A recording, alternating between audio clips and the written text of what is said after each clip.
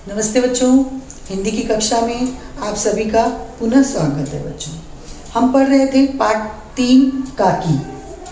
काकी पाठ में लेखक किसके हैं? सियाराम शरण गुप्त जी हैं।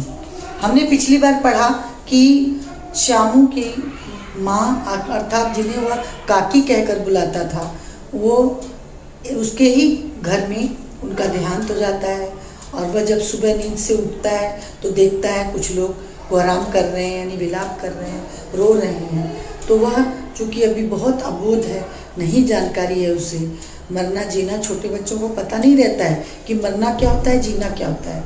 तो वह भी कुछ इसी तरह से है। तो बाद में जब वह देखता है, जब उसकी माँ को लोग लेके जा रहे हैं, तो वह भी उनसे मिलने के लिए थोड़ी देर में उसे एहसास होने लगता है। तो वह क्या करता है कि वह भी उनके पास जाने लगता है, लोग उसे पकड़ लेते हैं। धीरे धीरे क्या होता है, जब उसे उसकी माँ कहीं नज़र नहीं आती, उसकी काकी उसे कहीं नज़र नहीं आती, तो वह क्या करता है, चुपचाप एक जगह शांत होकर के बाहर जो है शून्य आकाश में चुपचाप एक टक होकर के देखता रहता है।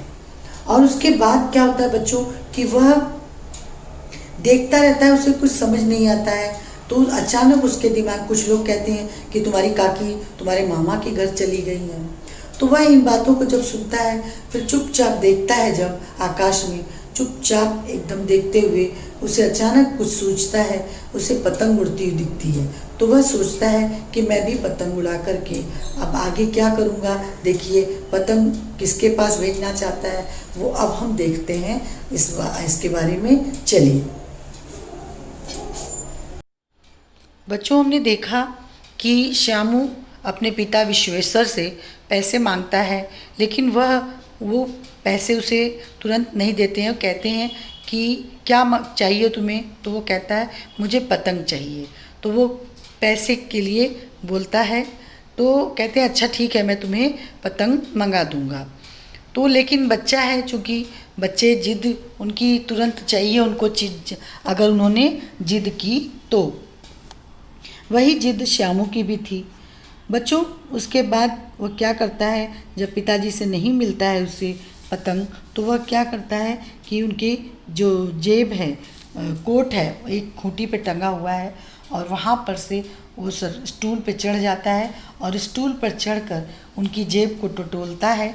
तो उसमें से एक चवन्नी मिलती है और वह पा जाता है जब चवन्नी को, तो वह बड़ा खुश होकर वहाँ से तुरंत भाग जाता है।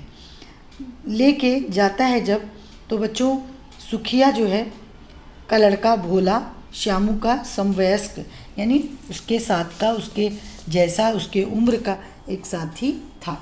श्यामू ने उसे चवन्नी देकर कहा, चवन्नी दे दी उसे और कहा कि अपनी जीजी से कहकर चुपचाप एक पतंग और डोर मंगा दो। अपनी दीदी से कह दो कि चुपचाप एक पतंग और डोर ला करके दे दें।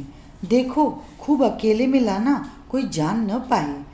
पतंग आई, पतंग ले आया वो किसी तरह से। एक अंधेरे घर में उसमें डोर बांधी जाने लगी। श्यामू ने धीरे से कहा, भोला किसी से न कहो तो एक बात कहूँ। अब भोला से अपने मन की बात देखो कैसे कह रहा है बच्चों।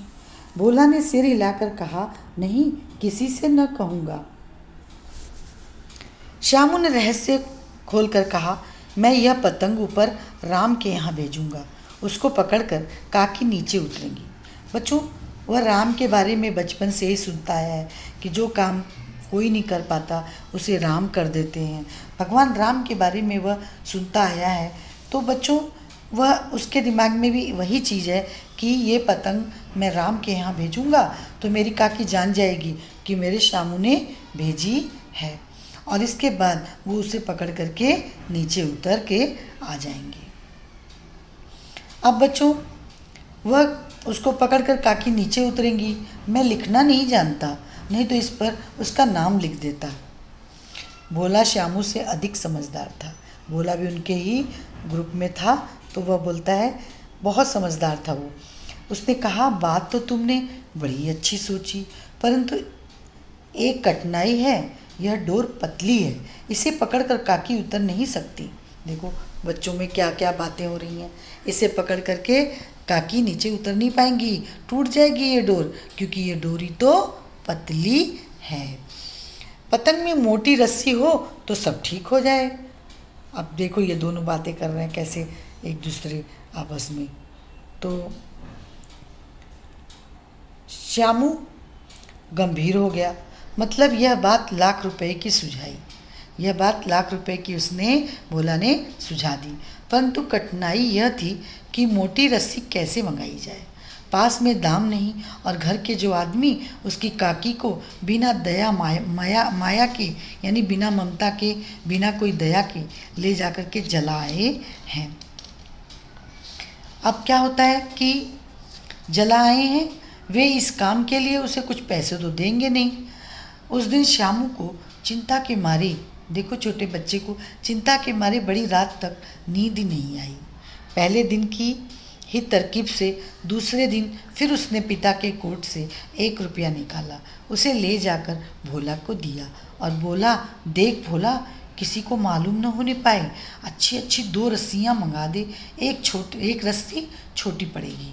जवाहिर भैया से मैं एक कागज़ पर काकी लिखवा लूँगा, नाम लिखा रहेगा तो पतंग ठीक उन्हीं के पास पहुँच जाएगी।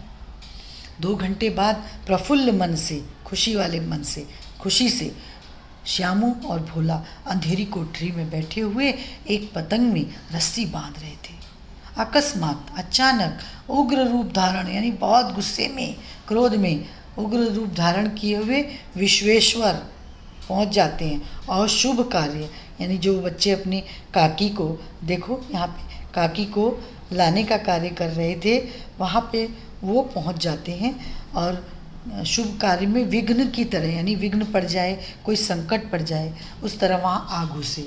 दोनों को धमकाकर वे बोले, तुमने हमारे कोट से रुपया निकाला है। भोला सकपकाकर एक ही डांट में मुखबिर हो गया है। वह बोला, श्यामू भैया ने रस्सी और पतंग मंगाने के लिए निकाला था न बच्चों। मुखबिर यानी खबरी, खबर देने वाला, वो खबर दे देता है, नहीं छुपा नहीं पाता है।